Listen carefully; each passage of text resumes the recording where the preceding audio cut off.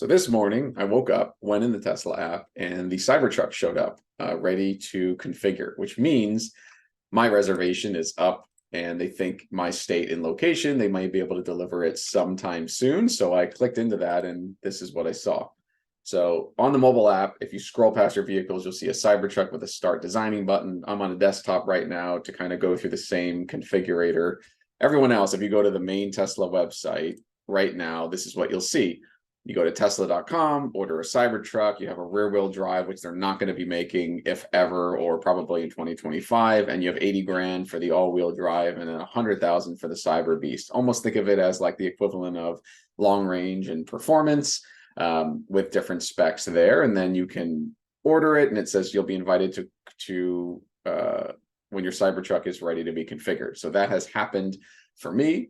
And so when I go into my account and I see my reservation, and my reservation, this is the way I've seen it. Everyone has RN1127, and then this number appears to be what your place in line is. So I'm about 55,700 in line, and you can start designing.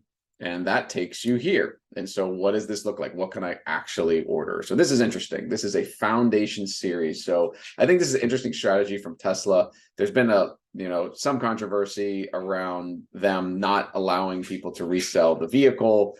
Usually when they are for sale, it makes more sense as their volume is much lower to charge the higher priced SKUs. In this case, you'd think maybe they'll start with the Cyber Beast or at least the all-wheel drive, definitely not the rear-wheel drive. But in this case, it's the all-wheel drive, which you just saw, 79,000 is actually 99,000, and they're calling it the Foundation Series. And so there's $20,000 more. What does that include? Why the difference? And if we click on that, so you can actually see a difference there. I can order the Cyber Beast for 120 or the all-wheel drive for 99. So you look at here, you see the light bar. So the Cyber Beast will come with this light that can, I guess, illuminate a football field worth of light or more, something like that. It has more towing capacity, speed, etc. But the one that I was interested in is this. When I ordered a few years ago, it was within the first hour, probably within the first 5 minutes of being able to order, just to place the reservation. It was $100 at the time. And it was 49,000 was the estimated vehicle price. This is, of course, double that. But if we look at the specs here, it sounds like it's coming with maybe off-road or different tires that are definitely much larger. And so it's definitely impacting the range, which sounds like you can't even buy all-season tires. This may be something that there are no tires available outside of buying it from Tesla because this is so custom. But if we look at the specs, this is all the normal stuff from going to the main site of the all-wheel drive. But on the design side, this is what you get. Foundation Series gets this very specific configuration that at some point you won't be able to buy. You get a badge, fine. Cabin graphic, whatever. The Cyber wheels with 35-inch tires. They're saying that as if the other ones won't have that. So that'll be interesting how that happens. The white decor, this has traditionally been like $1,000 upcharge on the Model 3 and Model Y, where the free interior and decor is black. So if you want a black interior, that's not an option. Maybe there's more details there. It's just premium accessories. Doesn't really say what that means. And then it has power share home backup as part of the Foundation Series. This doesn't mean the Foundation Series only gets it. I anticipate everyone to get power share, but maybe it's going to be an upcharge to enable that feature on your car at a later time. Mobile connector, this may be something that you have to buy separately, as all the vehicles now are about $230 to buy a mobile connector for their cars for regular charging. But I could see how home backup is possible with the Cybertruck for the 80,000 version, but then you have to buy the mobile connector later. It does say it's a plug and play for those of you that have the Gen 3 wall connector. This one's probably worth about $1,000. Lifetime premium connectivity is about $10 a month right now, plus tax. So, that's nice. And then full self-driving, which right now, I don't even know how much that is. It's like 12 or 15 grand. So you can decide if that's worth it for you. I did test full self-driving the other day and it stopped in the middle of the road on a protected left. So that was really unfortunate. There's some nice benefits to that, but I don't think it's worth the price at the moment. We'll have to wait and see, because things, as you saw with the recall, are getting more restrictive. Even basic autopilot is more annoying. It doesn't work as well, in my opinion, as it did back in 2019. And unfortunately, some people who abuse that, it makes the whole fleet suffer. So I do believe in its potential future. There's a lot of like Waymo full self-driving cars around in Arizona, like every day, completely driverless. They've figured it out. And Tesla, with their strategy, it's just the features are great, but they are getting more restrictive and annoying over time. So it'll be up to you to decide if that's worth it. But this is interesting, right? So it's 100,000, and then the Cyber Beast is 120,000. If we go down here, you see that there's also a range extender, brings your car up to 470-mile range. This is actually going to be taking up a lot of the truck bed if you do buy that option. It's not even available yet, but you get priority, $500 to reserve. It says power share outlets, meaning there's a lot of 120 volt and 240 volt and USB-C in the back that you can use to power other devices, which is really cool. And then home backup.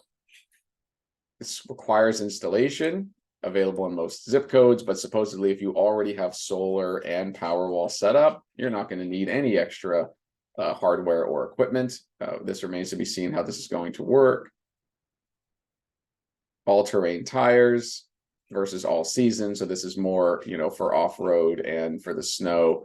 It's cool that that's included, though it's interesting. It impacts the range a little bit, and you can't buy the all season right away. But I bet those are going to be pretty expensive when they come out. So here we go. Here's the more details on the white interior. Looks really nice in my opinion. I wouldn't mind that, although I would prefer different color. Custom cabin lighting, HEPA filtration. So this to me is all going to be standard when you're buying the normal all-wheel drive. That's not the Foundation series. Premium audio, full self-driving. So this is the stuff that, auto lane change. I think that should be included with normal autopilot, since you have to disable autopilot every time you want to change lanes. But some of the other features have potential. They're just not quite there, especially without the ultrasonic sensors in any of the vehicles now. It's all vision based. Premium accessories. So here we go. This is what it comes with. So these are normally, and they'll probably be aftermarket accessories, are probably going to be a few $100s with Tesla aftermarket. You'll definitely likely be able to get these under $200 on Amazon at some point soon. The sunshade, center console tray, so a few $100s worth of accessories they are including. If you bought it directly from Tesla, this probably costs you $500, $600, $700, I would imagine. Universal wall connector, power share mobile connector. So that's worth a few $100s. So let's continue to payment. Let's see how this looks. So 20 grand for the Foundation series, you get all this stuff.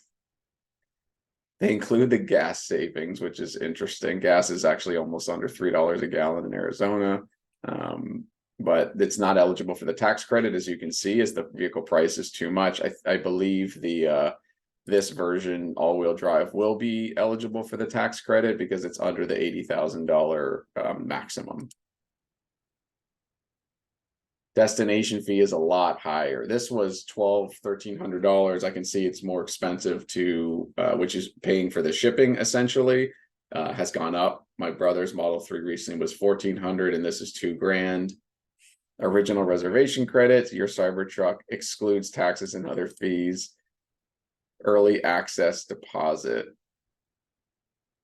non-refundable if you cancel your order due today. So let's look at the loan on this. $1,700 a month. This is actually more than my mortgage payment, and that's assuming $4,500 down. Let's customize this payment. 72-month term. Then you can change it. This is not very, from an accessibility standpoint. This is almost like it's disabled these options. $3,000 a month for a 36-month loan, or up to 84 month. You can bring it down to $1,500, although you'll have a higher APR.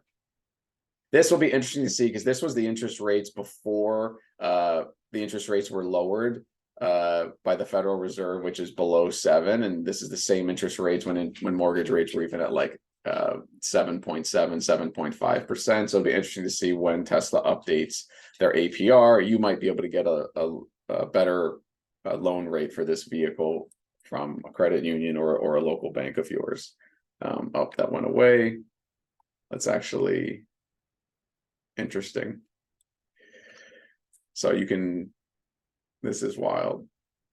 I wonder how much the insurance would be. So at this price point, you'd probably have to, like, if it's worth it to you, is I was looking locally. So on Turo, these cars are going, there's no Cybertrucks, of course, right? You'll be one of the first to have it in your area. And then the question is this worth it as like an asset, like as an investment to Turo it out? Probably rent this, I would guess $300 to $500, maybe more in the beginning, but quickly you'll see more on the road and it'll go down in value. I see Rivian's on there for $200 a month.